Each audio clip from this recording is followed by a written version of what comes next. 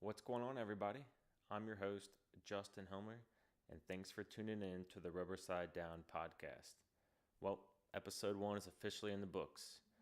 In this episode, I sit down with my friends Joby Dendy and Jake Russ. We discuss our introduction to mountain biking, places we've rode, the upcoming UCI downhill series, among other things. Also, if you want to reach out to any of us on social media, you can reach Joby on Facebook at Joby, that's Joby, Dendy, Dendy. You can reach Jake on Facebook at Jake Russ, that's JakeRuss, and on Instagram at Jake_keep roaming. Also, if you want to reach out to the show, we are on Instagram at TRSDpod. That's short for the Rubberside Down podcast. So that's TRSD pod. And our email is trsdpodcast@gmail.com. A little side note, I thought I covered everything for outside noise, so we had no outside noise. Except one thing. The place we were recording had a landline phone, and I think about 25 minutes in, that phone rang, and I was like, holy cow. But we got through it, and we continued recording. So please enjoy this episode with Jake and Joby. Thanks for listening.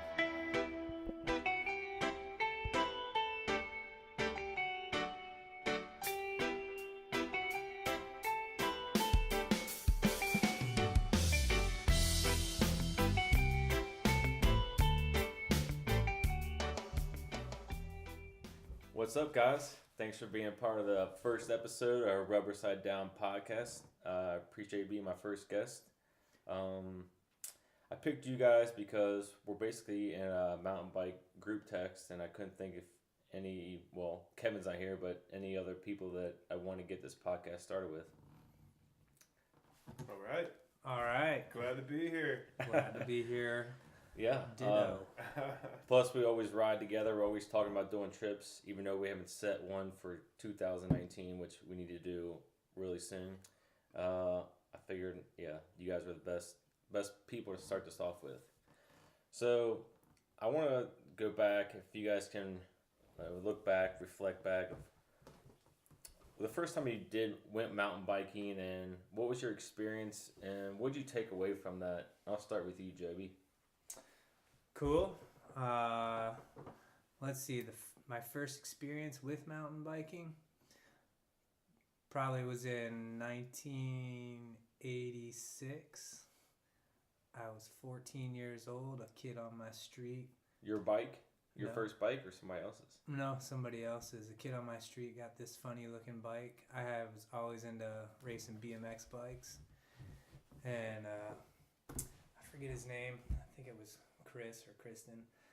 I got this wacky looking bike, and I completely thought it was gonna fail. He was like, you can ride it on dirt trails, and I'm like, dirt trails? I was like, you race BMX bikes? He was like, no, we gotta go try this out. And after a while, I still thought it sucked, but then I rode it on a real trail, and I thought it was pretty awesome, and I got interested. Though I didn't own a bike, I kept racing and doing the BMX thing for a little while longer, but when I could afford to buy my own bike, I eventually moved into Gary Fisher when he used to make his own bikes, and then I was hooked. So were there trails in the local area, or did you guys just kind of like blaze your own trails? It was trails behind the tennis courts, close to where we used to live, and down by the creek, where people walk, the little hiking trails. We made our own trails through. This was a condo area, so they had sidewalks that would jump down ledges and go down stairs, and then you could duck behind the tennis courts and go down some wooded trails, and so you kind of raid your own little shredding trails that you hopefully don't kill yourself on. And Jake, what about you? Yeah, so, just like anybody else, we grew up in the neighborhood of bikes. That's all it was. It was you went out and you rode your bike. we always had BMX bikes, and I remember once I started getting a little bigger for a BMX bike, maybe like the end of grade school, early middle school, my dad took us to Wright Brothers Cyclery. That's where I got my first bike. Did you? Yeah. You remember that place? Yeah. And he got us mountain bikes. It was a full rigid mountain bike. You know, I don't even know if they had suspension back then, but it was. I remember me and my sister. We pulled up in the neighborhood on our first mountain bikes, and everybody was pretty stoked. And after that, you know, it kind of progressed into people getting bikes. So that was kind of the first dive into really mountain biking. Kind of took a break, went to college. Obviously couldn't afford anything. That was kind of the bummer.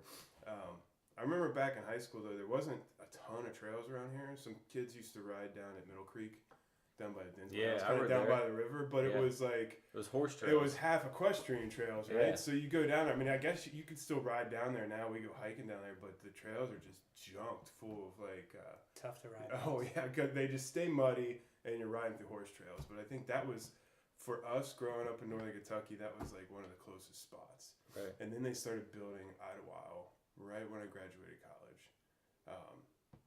They had the regular park out there. And they started building a running trail. So I'd go up there every day and start running, and I noticed some people building trails back in the woods. And at the time, I lived with our buddy Kevin, and he ended up getting a mountain bike. I think it was like a... GT, wasn't it? It was an old Mongoose. What year was this? This was probably 2001. 2001, yeah. I think they opened the park in 2001 at That's Ottawa. when I first went up there too. Couple dudes, I don't know if they found some old game trails or whatever, how they ended up making the trails, but they started building back in the back of the park. Kevin got this old Mongoose, started ripping around on it. I'd ride it around the house, and I was like, all right, I got to get a bike. But of course, you know, being straight out of college, broke as a joke, you start going, you haven't rode a bike in like a couple years, and then you go to the shop, and you're like, holy shit. What? These prices. And this is like 2002, you know, 2003, and you're like, oh my God, can't believe this. So I ended up getting this basic specialized like a rock hopper. Hard rock Hard hopper. rock, Yeah. And this thing, throughout the years, it served me well, but this was the bike that I would take to the shop, and they would say, wow, I've never seen that before. That's how bad brake stuff on this thing, because it just wasn't made for what I started to do on it. And I had ended up breaking that frame. So that was like my first real true suspension mountain bike. Ended up breaking the frame. Remember that. Getting it welded back together and rode some more. So after college, what drawed you to come back to mountain biking? It was here. There was more trails. You know, there was. Right now, how many trails are in like the Chorus system? Like 17. It's funny. I was just down at Reese's, and they said within the Cincinnati area, mile-wise, there's 90 miles of trails. Yeah, I mean that was the big kicker. You know, I was going out and running and hiking and stuff, but riding bikes in the woods. I mean, how much more fun is that? Yeah. And at the time, you know, we were some guys were racing motocross and riding dirt bikes. You know, I was riding street bikes and doing kind of that track thing, and I thought getting into mountain biking would be a little bit cheaper and easier on the pocket and mechanics. Right? You were fooled very easily. Exactly. But yeah, the addition of Idlewild, and then when Dave and those guys started building Devou, I remember riding up there when it was just the incinerator trail. That was really awesome. Coming down that, and that was the first kind of like big hitter trail out here. I was like, yeah, this is good. That's when I realized I needed to get a bigger bike. Yeah. Something with a little more travel other than this cross country stuff. Oh man, I remember my first real mountain bike. I bought it in Louisville, Kentucky at This the Gary Fisher? The Gary Fisher Catan, I think it was. It was this really cool like red coppery like sweet color. You can tell I still got it. And do you really? Of course, I still do. It's hanging. I also have my mongooses from when I used to BMX racing when I was 13. I've seen that one. I love that one's choice. The California Pros. Oh man, they're sweet. I love them. They're my babies. But I remember the first upgrade though into a suspension. I was in college and I got a job at a bike shop building bikes, so I could get the discount on bike parts because pretty thrifty. And they had this new thing that came out called the Judy, and I was like, "What is the Judy?" And they're like, "Oh, it's made by this company, RockShox." And I was like, "Oh yeah, I've seen those on Specialized before." Yeah. I didn't have much experience. And they're like, "But it's carbon fiber." And I was like, "Oh, I'm definitely getting this one." And so then I looked at it retail. Even back in that day, it was like $400. And so I was like, "There's no way I can afford it." So I used my bike shop discount. I got this carbon fiber Judy and put it on the Gary Fisher and put some different handlebars on it as well, and started raging these trails out in Bowling Green, or I should say down in Bowling Green, and man, I fell in love with it at that point. It was so much easier to ride, and you could take so many more hits, and you just start getting this passion for, I can go faster down things and around things, and next thing you know, you're like just on the hunt for where can I go faster, where can I do this.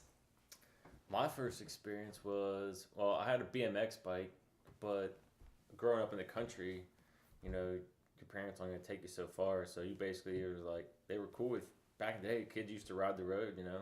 So I'd ride buddies, and they had trails.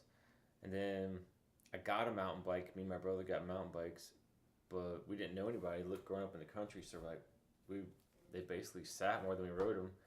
I felt like as soon as we sold those bikes, people got mountain bikes. I'm like, they're like, "Hey, you should get one." I was like, "I just sold one." Well, I remember when you sold it. Yeah. That's like literally like a month after Justin sold it. Like when you got yours. Kevin got his bike, and I ended up getting a bike. What? And he's like, "Dude, I just sold my bike." So I might have waited a year or so, and then I got bikes off Bikes Direct. You know, great starter bike. We're out at Idlewild. First time riding with Jake, and I was like, "This is brutal." Like, man, the actual first trail, and I'm just like, "Man, this sucks," but I like it at the same time. You know, you're just like, your body's sore, but you're enjoying every minute of it. I don't know how to describe it. And then rode that bike till literally the cranks fell off when I was riding it, and then moved up from there. Yeah. Starting off at Idlewild, you hit that technical. Remember when they just had the red trail for the technical trail? You could cut right, and then you could go on the advanced. Man, the red trail was the first trail I rode really out there. Once it was in, I was like, I'm advanced. I can do this. That was a pretty good trail. It would burn you up. It had some really tight uphill like switchbacks. I remember thinking that was challenging. Yeah. In the beginning, for sure. So you go from the Gary Fisher, then what do you go to? Once I got rid of the Gary Fisher, I say got rid of, but once I hung it on the wall with my other bikes, I have, I think, 6 trophy bikes on my walls. I moved into a Kona Kula, Rasta yellow, because I was in college and Rasta was very fitting. Makes sense. So were you still just riding local at this time, or did you take any trips? No, even before that, I took my Gary Fisher. My first big trip was I decided to go with my brother, who had a Specialized, and then I had another buddy, Randall, who he had an all custom bike. He just built it out of a whole bunch of crazy things. But we decided to go on a trip out west, and so we left Nashville at the time, and we drove straight through to Flagstaff, and they had these cool Pine Road trails in Flagstaff at the time. And I was on my Gary Fisher at that time, and we ended up way out in Downingville, California, which is Northern California, which I think it's pretty famous now. They have some big epic rides out there. I haven't been on any of them, but sort of like the Mohicans. Yeah. And I remember it was so new. I mean, we're talking in the 90s here. they had a shuttle, one bike shop in Downingville. I think there's like 30 now, or it's out of control. And they would shuttle you up, and the first thing they would tell you is when you get off your bike, you're going to go down this really steep paved road, but it's going to bend to the right 90 degrees, and there's a monster cliff right there at the bend. Do not ride down this road really fast. And then at the end of the bend, you'll find the trail, and it's a 14-mile, really awesome downhill. One of the most epic. Anybody that's listening to this, Downingville, California, you should ride it. Are you guys wearing full face? Are you guys even wearing helmets? There's no such thing as full face. Is there even helmets? No. We were wearing helmets. Yes. But, these leather straps. Full face in the 90s when you're 19 years old or whatever, you're just too tough for that. And so, of course, we bombed that first downhill, and I end up laying the bike down, and I knew I was going to shoot off the cliff, and so I was laying the bike down on the concrete. The cliff they told you not to? Unclip my foot, because I did have clips. Also, the first time I ever had clip-in pedals, and I was trying to put my leg over to the top of my frame, all this while I'm sliding into this giant guardrail, and there are points of the guardrail. My buddy Randall goes off the cliff. I stop just in time. My brother didn't go as fast, so he had his brakes on. We thought Randall was dead, and we're only seriously 45 seconds into the ride. But there was a lower cliff that Randall landed on about 6 feet down off this giant monster cliff, and so we actually had to lower one tire down to hold on to the back tire and pull him up. But oh my gosh. It was insane. It was insane. But the rest of the day, he didn't get too hurt. We were all kind of scraped up a little bit, but it was absolutely epic. And from that point on, I just hooked. I still get butterflies and excitement talking about it. I mean, that hill. There was one point, it was an old mining town, so they had these mule trails.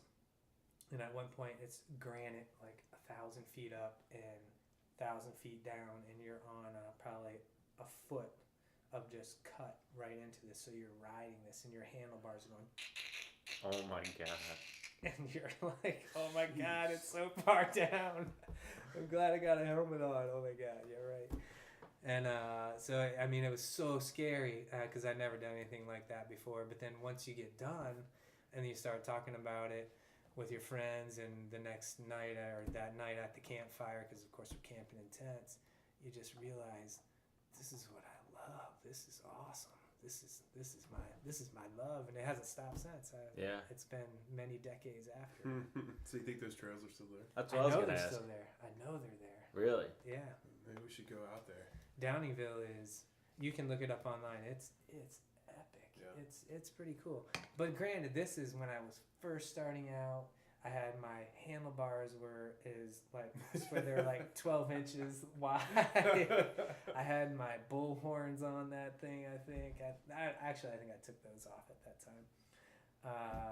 And so we are much more experienced now. Right. But at the same time, when you're on a 1.5 foot trail and it's granite up and straight down, and I don't even know if you're allowed to ride that trail anymore, but I would think if you could, I would love to go out there and scare the shit out of this. That sounds pretty cool. When was Jake? When was the first time you went out west? Wyoming? The first riding out west, yeah, it was right on the I guess the west side of the Tetons. They call it like Idaho. So you're in Wyoming and you ride down into Idaho. So you're right there, and like the backdrop is the Teton Mountains. Nice. And rode the Grand Targhee resort out there, so it was all shuttles. So basically they had big hit shuttles. They do a lot of events out there all year, and they also have some really cool kind of cross-country trails. But that's the kind of place, man, you go out there, you're like, dude, I've been riding. I went out there in the fall.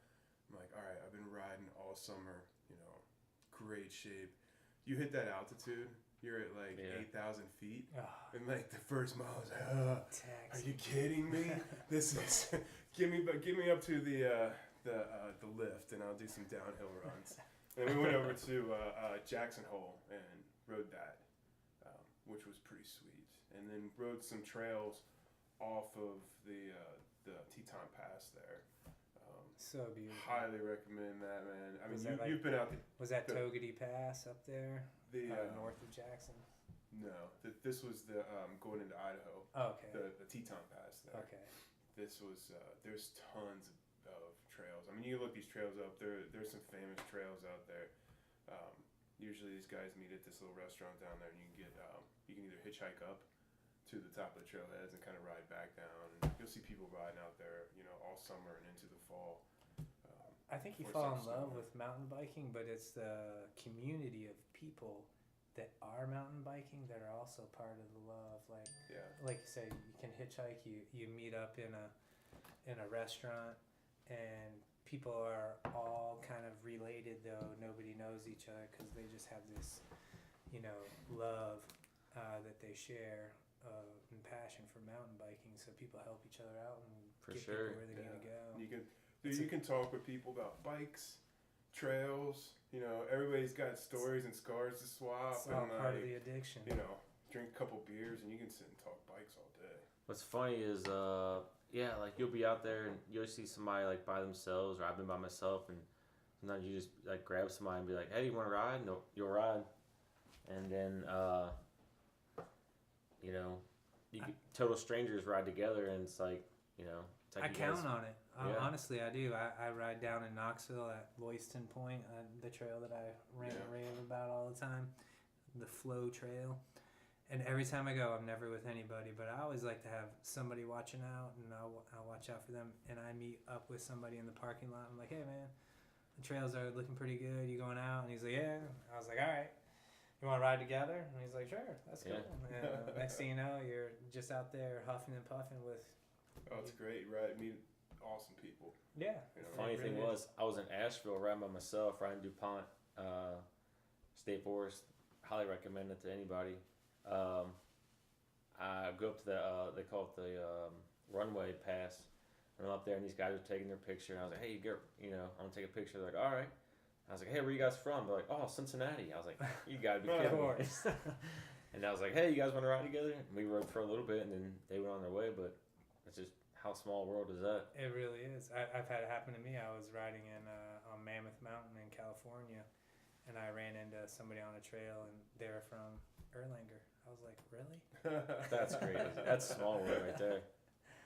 So we're kind of on the point, but what do you think keeps your drive alive for mountain biking, in a sense? I guess outdoors.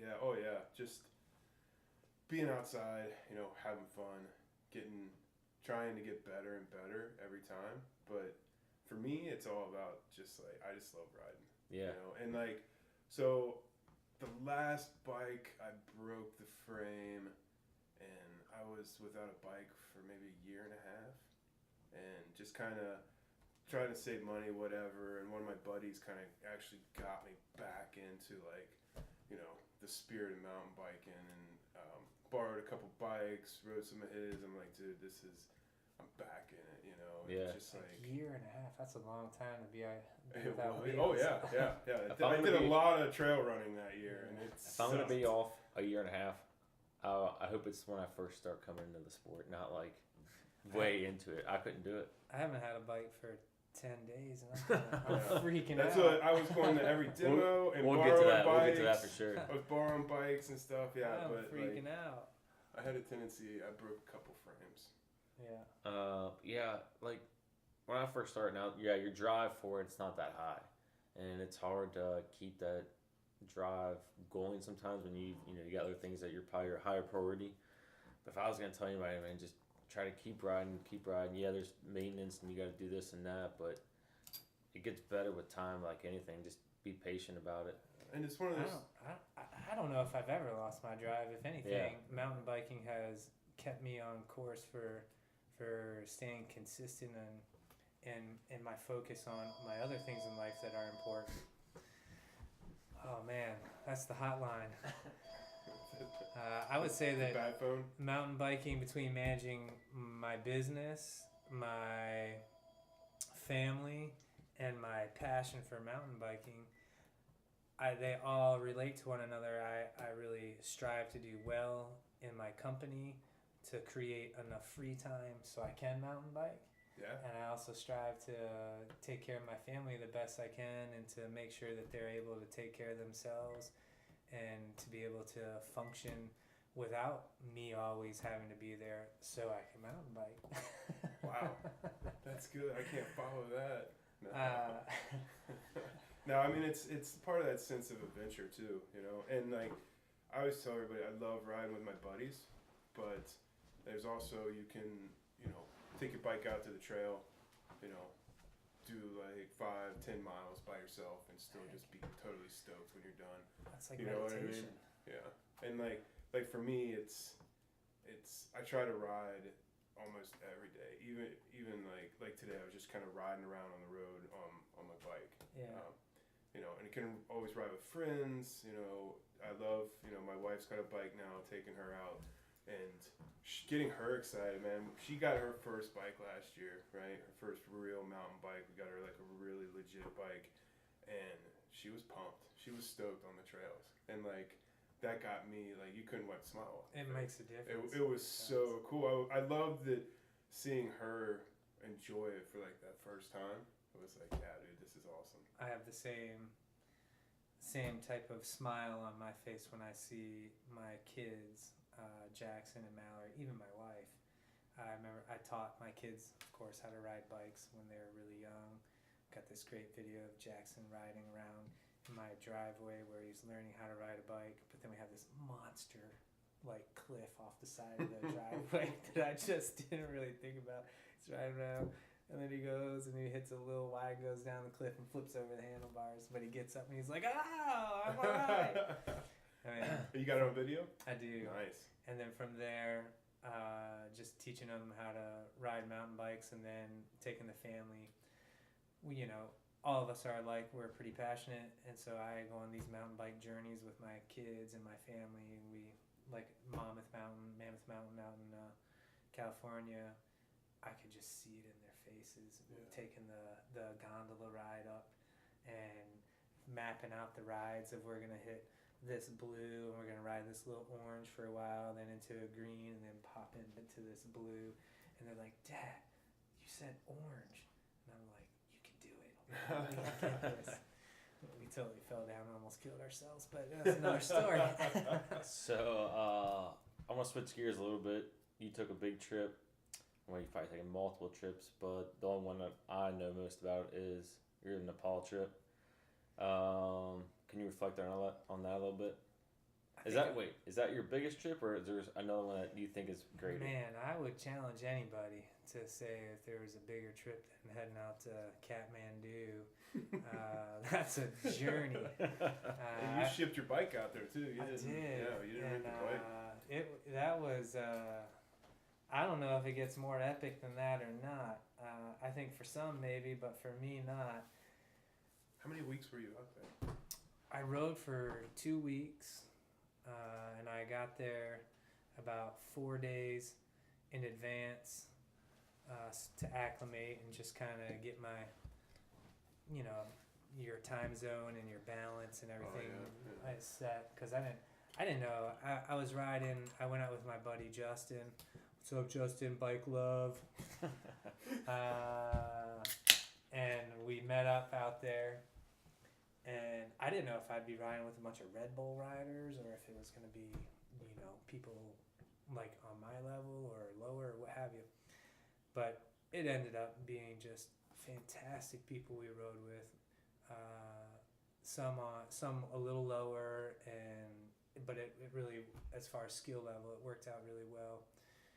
And as far as epic trip, yes, that's whenever you ride your bike and you climb from 10,000 feet to 14,000 feet in one day.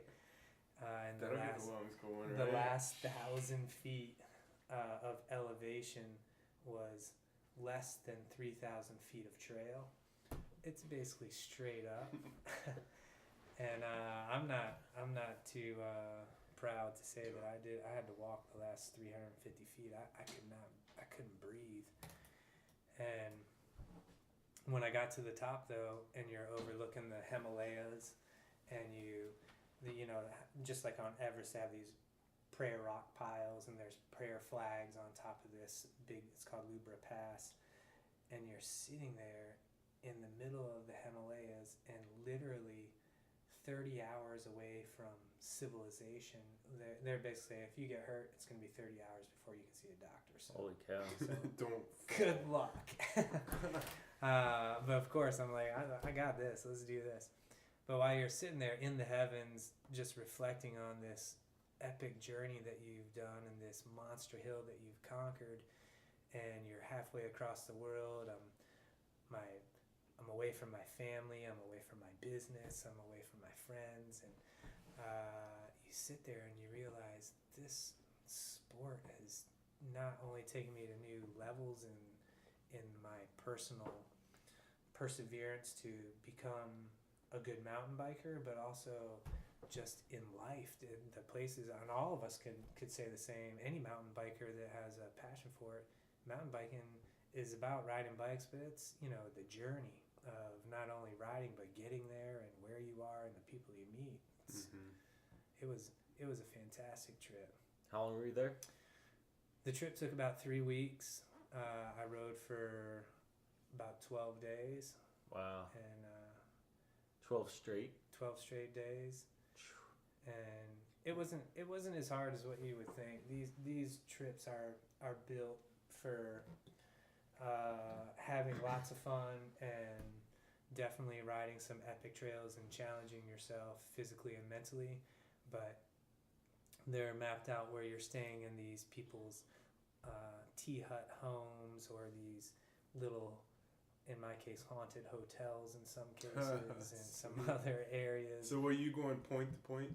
Yeah. For the ride, so you ride to your next destination where you were staying the next There were night. a couple days that we took an airplane ride because we had to fly over. We flew out of Kathmandu to this airport called Johnson, which is the hardest airport to land in the world, because it's basically, you're landing in what looks like the bottom of a cereal bowl. And so the whole entire thing is surrounded with mountains, and if there's any type of wind, it swirls and it flips the plane and you die. And so they tell you that. They're like, there's a chance that you might not make it. I think I'd rather not know. Why are you going to tell me? Yeah, why would you tell me?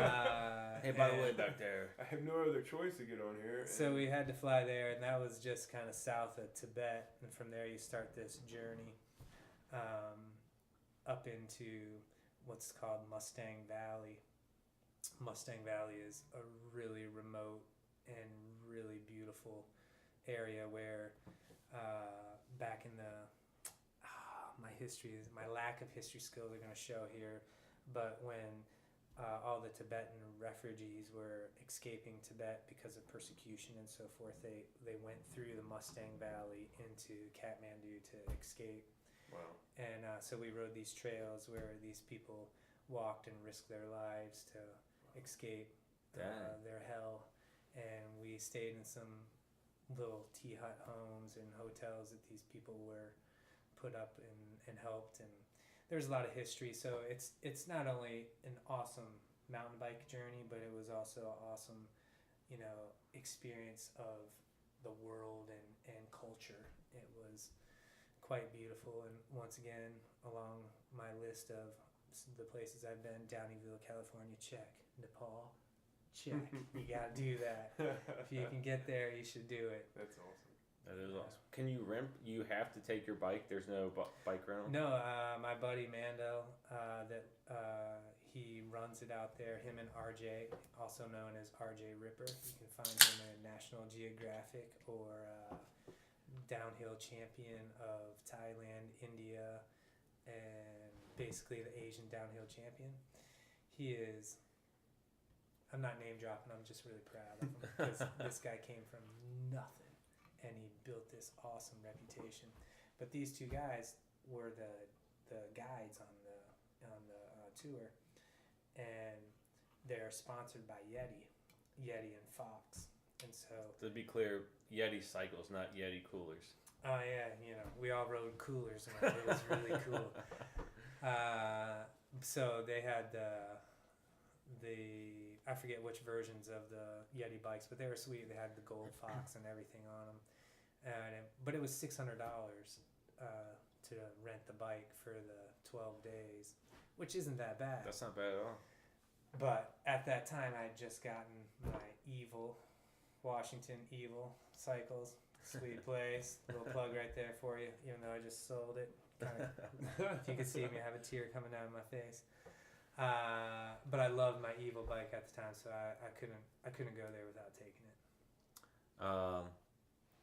How'd you go about this? Is kind of a side note. How'd you go about shipping that? You just go to a bike shop? Yes, Mark Ball, Velocity Bike and Bean. Florence, Kentucky. Slammed it into a box. Another shout out. That's right.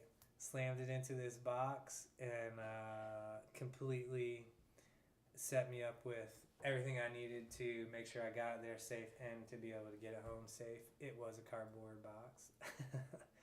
I tried to buy a EVOC bag and all like that. It just didn't work out. For some reason, I just didn't make it in time. But I'm so glad about the box because it worked out great. And I sent it there, and I got to the airport, and I'm cheap. So I didn't tell them that I was bringing any extra luggage. I was like, I got one check bag and one duffel bag to check with, but I wanted to carry on all my gear. And they're like, all right, put it on the scale. And I was like, here it is. It's 70 pounds. And they're like, all right, 70 pounds is the max. Here we go. Next bag. I was like, sweet. That was my. You got away with that was my doing bike. special packaging? Yeah. Wow. Granted, there may have been some other points in there of why that happened to do with airline miles and upgrades and so forth. But it worked out super, super well.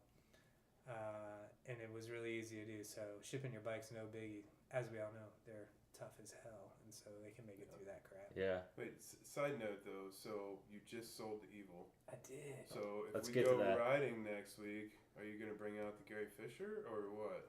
My mongoose, the Californians, man. Let's talk about. I want to talk about Joby's next bike coming up. I definitely want to reflect on that. Oh man, well, I'm gonna have to look to you guys for some recommendations. Maybe the Bentonville recommendations. I think you already narrowed it down. I think I may have.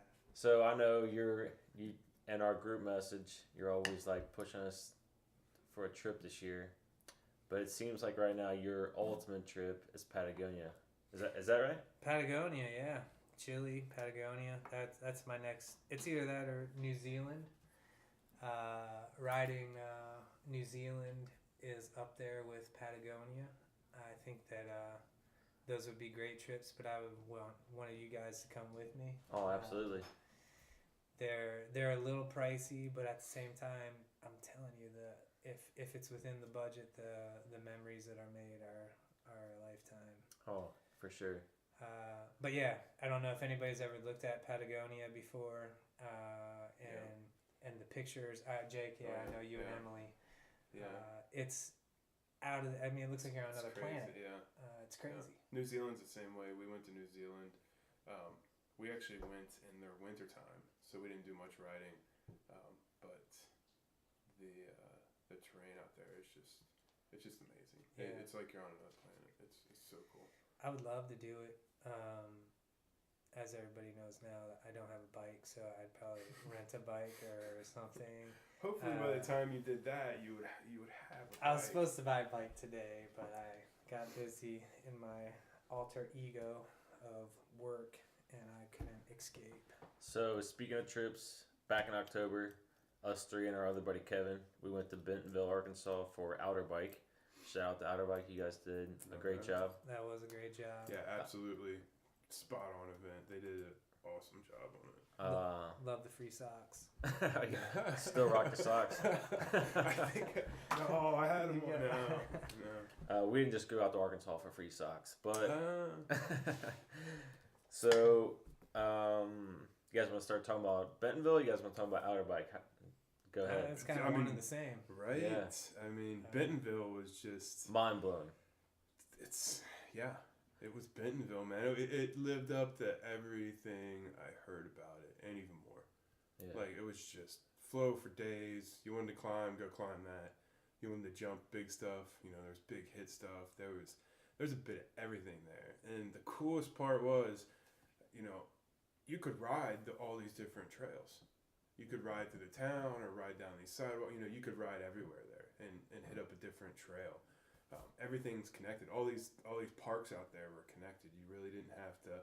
We took a shuttle out to the back 40. That was the only real shuttle that we took. Yeah. But we could have rode. But we just wanted to get there fast. It was a greenway. Yeah. Right. Yeah. Everything's connected. That's amazing. Yeah. Too. Thank you, awesome. Walmart brothers, Walton family. The Waltons have dumped a lot of money in there, I don't know if there's another town that's like it because of the Waltons. They have just it's awesome. And poured it into it. I wish other cities and stuff would take notice of just making paved bike trails to everywhere. Yeah. You know, not only we rode all the dirt trails, but they had paved trails, walking trails, just connecting everything. I mean, you could ride up the Fayetteville. 20 minutes away. Right on a Greenway or asphalt path. You know, they're starting to do that around here. They're paving old train tracks and stuff, which is awesome. Sure. I think it all needs to be connected. Rails to Trails, good program. But Bentonville, yes, they have the paved path, but on a lot of them, they have a little alter route that you can go that has a little jump line, some blocks built in. Yeah, they've thought of everything. The little classic. Our Airbnb was right next to the little pump track. The school, awesome. The little paved pump track. The school. That was cool. It makes me want to live there. It is a little bit Truman Show-ish because the Waltons own everything. It's worth it, man. What did they say? They're totally putting in like a mile a week or something like that. Mm-hmm. It's out of control. It's basically what they do here in like 3 or 4 months. They do in a week. And in the wintertime, they're getting all these trail builders down from Canada in there, And then the people we met there, everybody riding there that we met was more than gracious to show us around. They're like, "Oh, did you guys hit this side?" Well, no, we didn't even know that was even over there. And they would take us over there and like, check this out. Let's go ride this. You know, everybody that we met out there that lived there, super cool, very gracious to show us around, show us their trails. Yeah, breweries popping up everywhere. Yeah. You can't beat that. That pizza place was fantastic. Good Connected, beers, what was it? Bike Rack Brewery. Yeah. With the pizza place there. Yeah, and then little what was it? Ozark Mountain Bagel. Bill. Shout out to Bill at Ozark Mountain Bagel. Cream cheese Bill. Fueled us up every morning, man. That was awesome. Making the best bagels in town. I'm telling you. So we pulled up this bagel place and it says fresh bagels. I'm thinking like, how much fresher can a bagel be? You know, you've had a bagel. Let me go there, and I kid you not, I'm like, man, these are amazing. And Joby was right; they're boiled. If you go to a place to get a bagel, make sure they're boiled. It's game changer. If you're ever in Arkansas, go to Ozark Bagels. Yeah. Ask for Bill. Yeah. He'll hook it up. Spreading cream cheese. Cream cheese for days. That's right. You get one bagel, you have enough cream cheese for 3 weeks. So good. Just bring it to go. I mean, it got us through the morning riding. I mean, we were doing 10, 20 miles in the morning. Thing is, what we didn't see is that on the bottom shelf he has day old. It was selling them. We didn't see that until we were heading out. Yeah. Yeah, it's too good when it's fresh. That's true. And then Outerbike, the event, they did a great job of having lunch. They did events every night. Yeah. That's a very well run show, basically. I would like to see Colorado's Outerbike if it was dialed in as much as Bentonville, because Bentonville was, it was just so. It was run really well. The beer line was too big. Sorry, Outerbike, but why wouldn't it be? You can't beat that. It's hard to. I know. I ended up when you're passing out free beer tickets, the line's going to get big. I always went to bike companies, like, hey, you got any extra beers? And that's the only way you can get them because that beer line was so long. Yeah, there's a couple of Fox beers out there, isn't there? Yeah. Floating around. Yeah, there were some cool vendors out there. I think as far as bikes, most of the bikes I rode, I liked. And there are some that I did not, though I can't remember their name brands. I don't like to bash too bad. Some people love them, some people don't. But so for anybody listening who doesn't really know what Outerbike is, it's basically a mountain bike festival, and all big name companies, Specialized, Yeti, Cannondale, Rocky Mountain, Evil. These are all mountain bike brands. They show up and they let you demo their bikes. for the whole weekend, and we did just that. And you can come back, switch out for another bike for a different company, and you just ride what you want to ride. And yeah, we would do 2 bikes a day.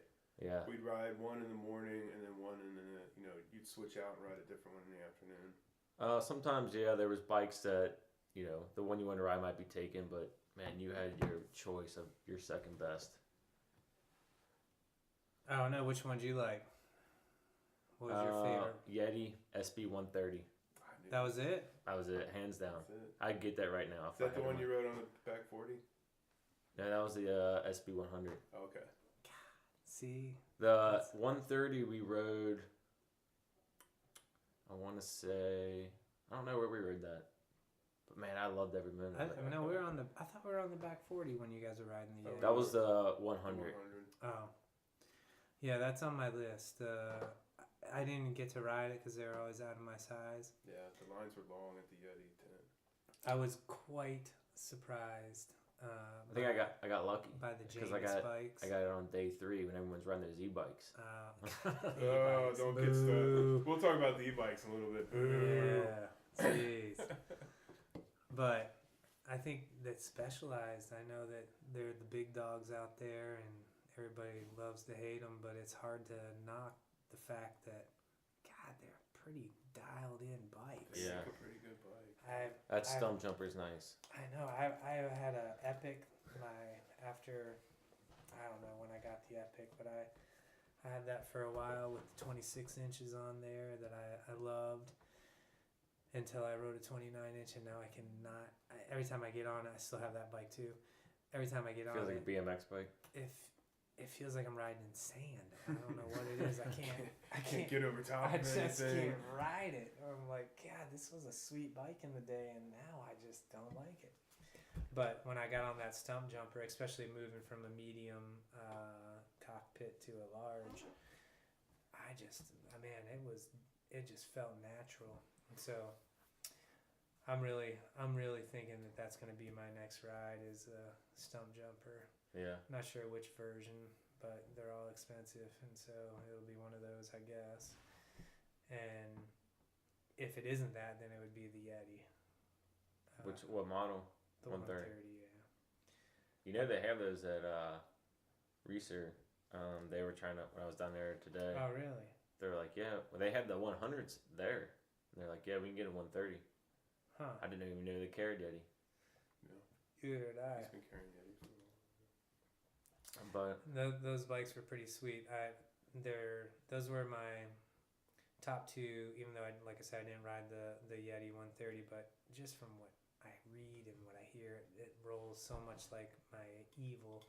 But the reason I'm not buying another Evil is not that I don't like the company, but when I rode the large, I liked the extension of the cockpit, but I just couldn't get the same rhythm that I felt on the medium, and I feel like I need the extension a little bit more than I need the compact cockpit on a medium. yeah, at my age and where I am, and it just didn't work right for me.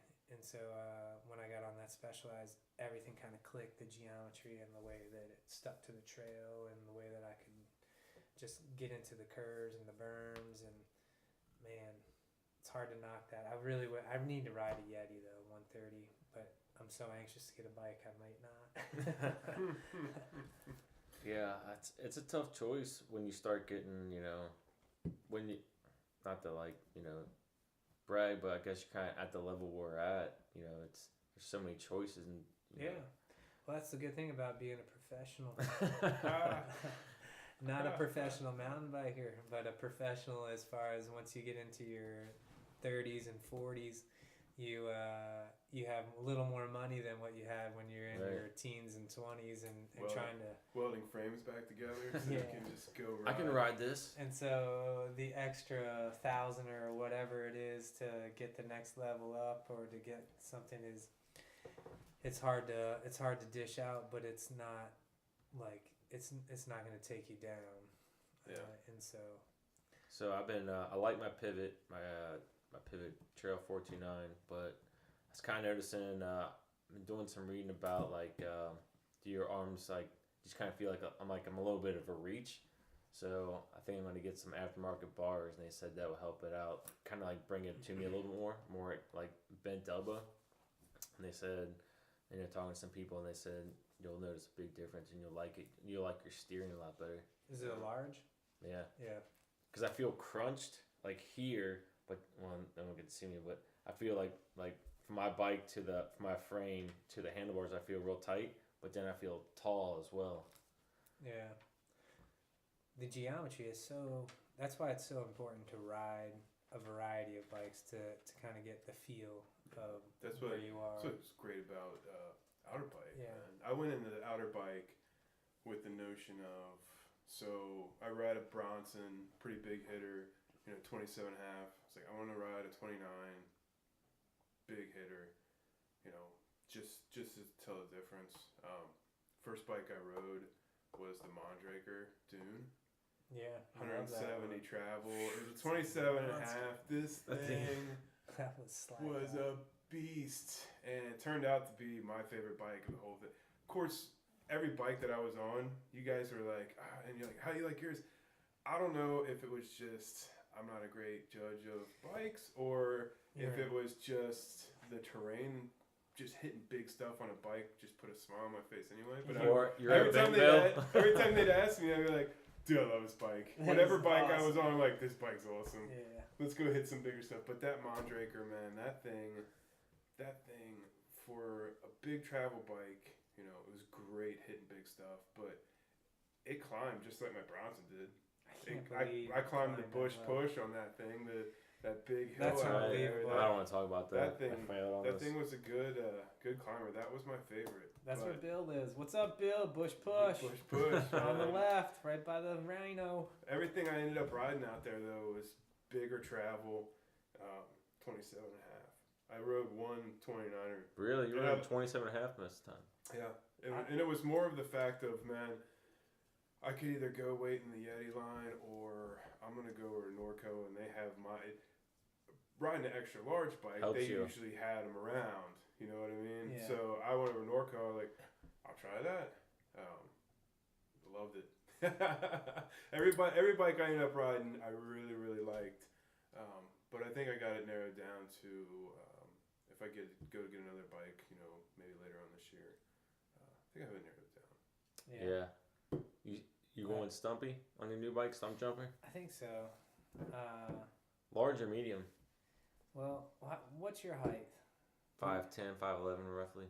Let's see. So you guys are right in the middle. I know it's tough. It's terrible. I'm 5'11" and a half, just about. But it also, I mean, it depends on the geometry of the bike too. So I know some people, once they moved up to 29, they went down a size. And they felt more comfortable. I talked to just depends on the bike. Kevin, he's the owner of Evil Bikes, and he knows a lot. He built the geometry, which is, I don't know, it could be one of the best geometry as far as the back end of the bike that's made.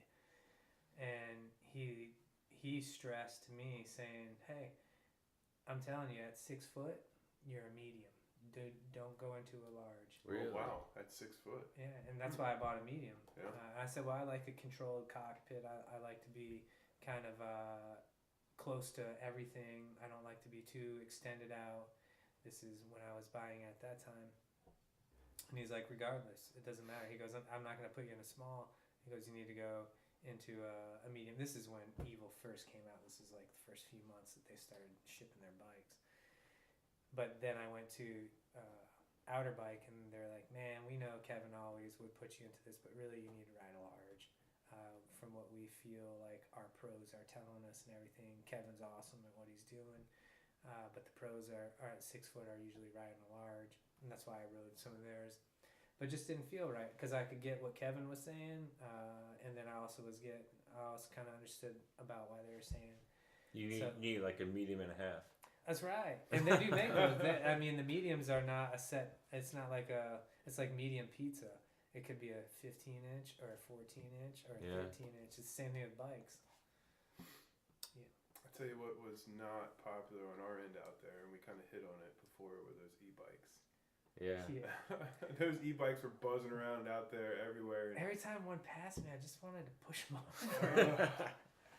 I know. It was, and I tell you, I rode one around the parking lot of one of the local dealers around here just for fun, and it was cool. I mean, it was fun. I don't think I'd ever ride it on a trail, but it was definitely, Outerbike, why not? Why not jump on one? But they start passing on hills and stuff, and they're like, oh, on your left. And you're like, oh man, this dude's right. And then you look down and you see the motor on there. You're like, you can kind of hear it a little bit. Yeah, it's aggravating. Yeah, but whatever. Yeah, whatever. So we all follow UCI downhill. There's been some changes. This is till switch gears here. What do y'all think about the Gwynn's team? What do you think about the team changes, and who do you got this year going into it? Like the win overall? Let's start with this. How do you think Gwynn's going to do now in tents? So my theory is Gwynn could go out there on a Strider and podium. Doesn't really matter. As long as he doesn't flip in the rock section. Right, his first race on a YT, he got first. And I think he won the championship that year, his first year on the YT. Intense, he's going to go out there and do the same thing. Dude can ride. But I love that team. Him and Nico, watching Nico ride is always fun. Nico's a good guy. And then I always loved watching Jack Moyer ride. So him being, he was on Intense, the past couple of years. Watching him ride is always fun too. So it's going to be a good year. Of course, the biggest thing is everybody stays healthy. Yeah. That happened to Gwynn last year. Moyer, I think 2 years ago, he blew out his collarbone. Just depends on who stays healthy. Of course, you can't knock the syndicate. Lucas Shaw, he's destined to win a race this year. He has to. You know what I mean? Qualifies first. Right. Three races. He's destined to win some races this year and possibly take the whole thing. Somebody from the syndicate, you can't knock. Can't count Menard out. As he keeps getting older. Dude's 35, still rocks it. Gets better and better. How old's Aaron? 30?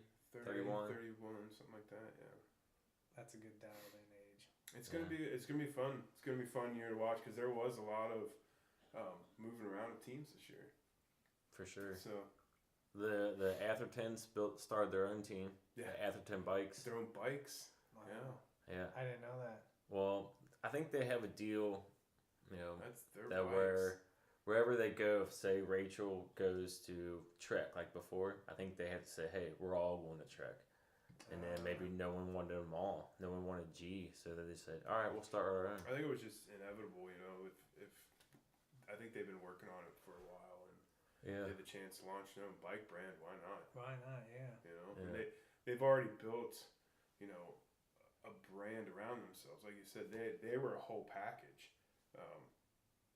G and Rachel and Dan didn't race downhill, but he rode whatever bike. You bought that package, and then they actually would bring in, some younger riders into the teams and help them out. So, yeah, they have a really good brand going on right now. For sure. They're doing some good marketing. I'm excited for the season. I'm also excited UCI will be in Snowshoe this year. Yeah. September. We should try to go to that. It's a big race. Cross country and downhill. Yeah. That'd be a good one. If you had an email plug, you should insert here. Be like, let's all convoy out. Let's do it. That's Snowshoe. So, one thing I just want to close on, because I always get this, I'm sure you guys get it from other people. I'll have both you guys answer. What advice would you give somebody who wants to get into mountain biking, isn't sure, they have a budget, we'll say their budget's between, I don't know, we'll say their max budget's $1,000. Even that's kind of high for somebody who's getting into it. What advice would you give to somebody getting into mountain biking? I always tell people, go to a local shop, get fitted for a bike, and try to go through some of the local shops around here, getting your bike. They'll help you out, especially getting fitted for a bike. That's a huge deal. Just actual purchasing the bike. Going out and riding, just go ride, man. You know, there's tons of people. There's tons of in the summertime. There's groups. You know, there's time trials on Wednesdays, Funduro on Wednesdays. You know, there's always a core ride going on. There's always, you know, buy Don't some be bikes, afraid to do make some night friends. rides. Yeah. You know, or just go out there and don't worry about, you know, not being the first one up or down the hill. Doesn't really matter. Just go out there and have fun. You always got a smile on your face. There's one thing about the mountain bike community is they love new people.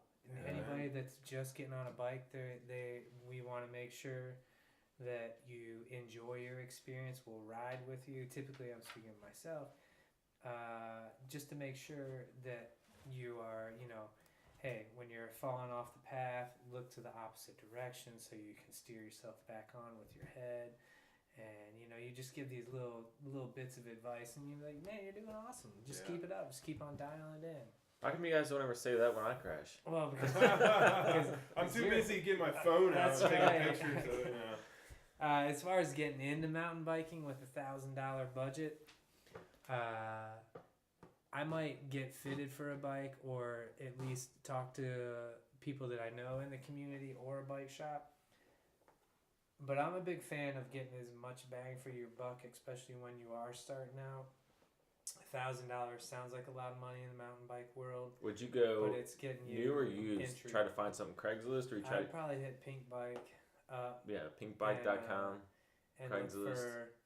look for a deal, and have either my local bike shop guy that he's not going to be the happiest one about, but you're at least going to bring the bike in and say, hey, can you go through this? Yeah. I say, I'm going to buy it. If you help me buy this bike, I want you to tune it up and make sure that everything's all up to speed. Keep it serviced. So you build a relationship with your community bike shop, but you're also able to buy a $3,000 bike for maybe $1,000. Right. Even though it's 2 years old, and have your bike guy spending, you know, $100 or $200 to have it really thoroughly gone through. But to get yourself on a bike that is the most, I guess, you get the most for your money. You want to put yourself on a 29s. You want to get the best shifters and the best brakes that you can. You definitely want some wheels that are, you know, you don't want lug nuts on your wheels. If you're buying a bike and you got lug nuts on your wheels, man, you're probably starting off on the wrong foot. Yeah, I will say, if you're looking at a bike and it's 26-inch wheels, just move along, because those are basically going extinct. I think anybody that's listening this far into your podcast probably is already a rider, though. That would be my guess. I say we might get some few new people that just want to. And if you are new, man, good for you for sticking through all this lingo and everything. it won't take long for you to get the bug. I'll tell you that. Buy yourself a good bike. Yeah, that's true. Go out there and ride. Yeah. Just ride every day. Ride everything you can. And to be honest, I was talking with a buddy that does pretty well for himself in life, and he was like, what should I spend on a new bike? Even if I could buy the most expensive or buy the least expensive, what should I do to get into mountain biking? And I was like, well, you don't want to buy a $10,000 bike just starting off, because that's just crazy.